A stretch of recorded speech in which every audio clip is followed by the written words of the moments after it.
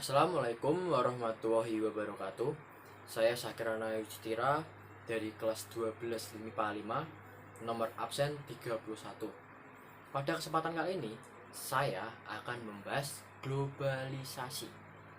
Apa sih globalisasi itu?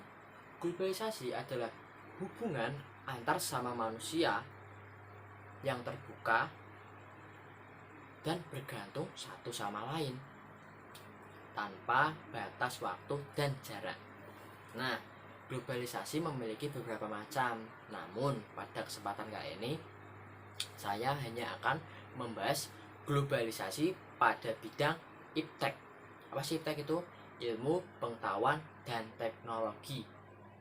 Nah, pada bidang iptek itu melalui kondisi tertentu pada perkembangan teknologi pengetahuan. Contohnya, munculnya internet.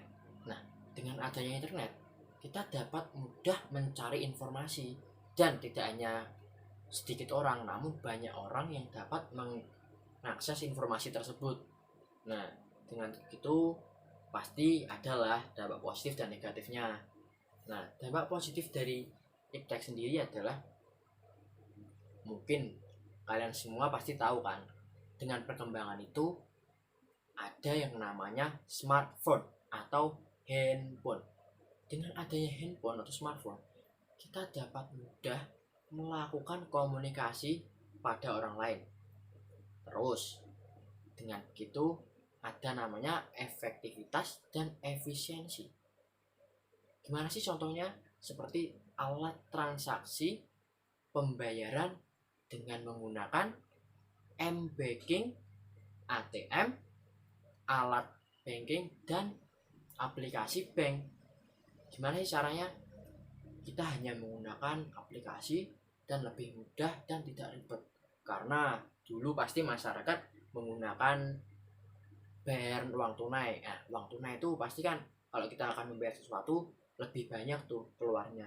Beda dengan aplikasi-aplikasi itu karena lebih efisien dan tidak menguras banyak waktu, dan tentunya sangat mudah. Terus, dengan adanya globalisasi bidang iptek, lebih mudahnya negara dapat berkembang karena banyak investor lebih mudah masuk daripada dulu yang kesulitan akan melakukan invest pada negara tersebut. Terus, komunikasi dengan menggunakan teknologi itu seperti contoh ada aplikasi yang bernama WhatsApp, Facebook, Instagram. Nah, dengan aplikasi-aplikasi itu kita lebih mudah untuk mengirim pesan kepada penerima. Tidak seperti dulu, kita harus membuat surat, menulis surat, dan mengirim dan menunggu beberapa hari agar penerima bisa membacanya. Dan sebaliknya, penerima mengirim ke kita untuk membalas kita. Itu membutuhkan waktu yang sangat lama mungkin. Tapi sekarang dengan adanya aplikasi WhatsApp, Instagram, Facebook mempermudah kita untuk komunikasi. Dengan itu perkembangan iptek pada komunikasi juga sangat penting.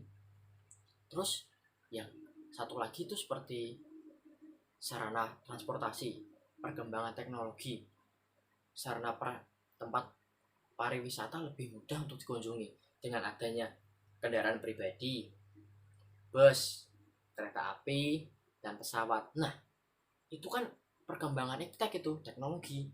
Jadi kita akan kemana-mana tuh mobilitasnya lebih mudah, lebih cepat, dan tentunya tidak membuang-buang waktu kita.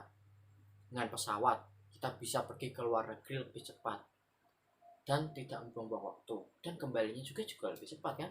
Kalau dulu mungkin kita menggunakan kapalnya dulu mungkin menggunakan bukan teknologi sih, cuman pakai tenaga angin. Nah, itu pasti lama lah, butuh beberapa hari untuk keluar kota saja bisa lama, apalagi negara. Nah, sekarang adanya pesawat, teknologi itu jadi lebih cepat kita pergi keluar kota, dan terbukanya informasi lebih mudah seperti Google, YouTube. Itu dua aja bisa gunakan belajar, mencari berita, belajar juga YouTube, dan mencari berita juga. informasi-informasi yang penting dan mudah dicari. Seperti yang lagi tren sekarang itu pemilu. Nah, pemilu kan kita bisa nggak, misal kita nggak tahu nomor 1, 2, 3-nya tuh calonnya, kita nggak tahu latar belakangnya. Dengan adanya Google, kita bisa mencari tuh ketiga-tiganya informasi tentang mereka agar kita bisa memilih pilihan yang tepat. Nah, itu adalah dampak positif dari itu iptek, ilmu pengetahuan teknologi. Kalau ada dampak positif sih pasti ada dampak negatifnya. Contohnya dampak negatifnya, kita tuh bisa ketergantungan pada teknologi. Contoh, kita menggunakan handphone tanpa melihat masyarakat sekitar. Dengan begitu kita mengurangi interaksi sosial. Wah, itu sangat buruk sih. Padahal dulu kan kita sangat sering berinteraksi pada orang lain karena kita makhluk sosial. Yang kedua, kejahatan online, cybercrime. Apa aja sih contohnya? Contohnya yaitu pembajakan akun, pembajakan rekening, terus pemalsuan toko online. Kita membeli sesuatu, harganya murah, kita tertarik, namun pada saat kita beli, ya itu hasilnya zonk. Lantas itu dampak positif dan negatifnya, namun masih banyak lagi. Cuman ya untuk waktunya sudah cukup, jadi terima kasih. Assalamualaikum warahmatullahi wabarakatuh.